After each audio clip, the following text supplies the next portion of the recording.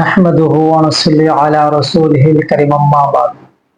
প্রিয় ভাই, আল আজিজ, আল আজিজ অথবা ইয়া আজিজ, এই শব্দটা আল্লাহ তাআলার সিফতি বা গুণবাচক নামের মধ্যে হতে একটা নাম। আল আজিজ এটা ইজ্জত শব্দ থেকে এসেছে।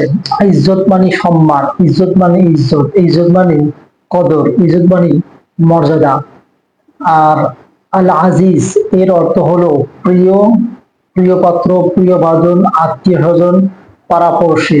প্রিয় ভাই, আবার আজিজ দ্বারা সম্মানিত, প্রভাবশালী, ক্ষমতাধর, পরাক্রমশীল আল্লাহ আল আজিজ। কেউ যদি দৈনিক ক্রমাগত নিয়মিত আল আজিজ অথবা ইয়া আজিজ এই শব্দটা ৪১ বার পাঠ পড়বে, আল্লাহ তাআলা ওই ব্যক্তিকে তার মনের দিক থেকে ধনী করে দিবেন।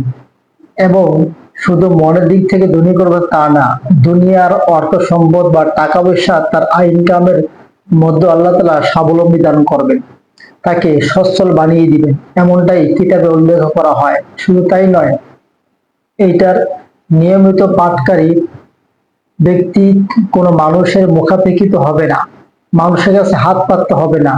প্রিয় ভাই, আপনি দূর থেকে অনেক কিছু হয়তো বলবেন, কাছে আসলে তার বিপরীত। আপনি আমল যদি না করেন, এটা আপনার জীবনে বাস্তবায়িত যদি না হন, তাহলে তো এটা ফলাফল বা ফল মানে উপকারিতা বুঝতে পারবেন না। আপনি অন্তত একটা মাস আমল করেন, আমল করার পর যদি কার্যকারিতা হয় তাহলে তো ভালোই। আর যদি কার্যকারিতা না হয় তাহলে আপনি আমল করার প্রয়োজন নেই।